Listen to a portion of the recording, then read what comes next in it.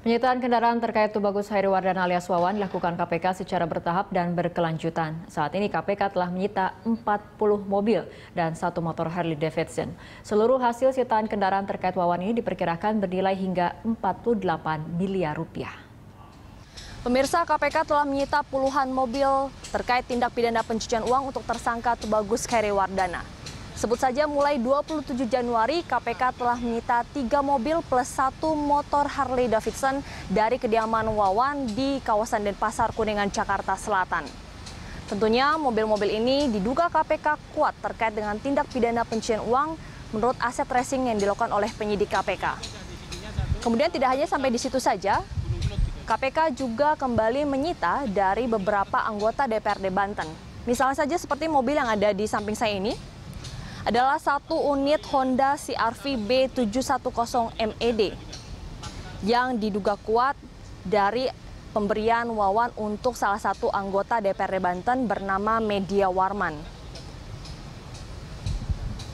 Tidak hanya itu, KPK juga pernah menyita mobil-mobil mewah milik Wawan. Sebut saja mereknya seperti Lamborghini, Ferrari, Bentley, dan Rolls-Royce. Dan tidak hanya itu, per 13 Februari lalu, KPK juga kembali menyita 6 mobil dari beberapa anggota DPRD Banten. Sebut saja namanya seperti Tony Fatoni Mukson, kemudian ada Gunawan, seorang ketua DPC dari Pandeglang dari fraksi Golkar. Dan tidak hanya itu, pergerakan penyidik KPK juga menyita salah satu mobil yang disita dari Jalan Bangka di kawasan Jakarta Selatan. Ini adalah salah satu unit Toyota Velfire yang disita KPK dari seorang artis bernama Jennifer Dunn. Diduga menurut pengakuan dari Jennifer Dunn bahwa pemberian mobil ini adalah awal pembayaran muka dari perjanjian bisnis dengan salah satu production house bersama Wawan.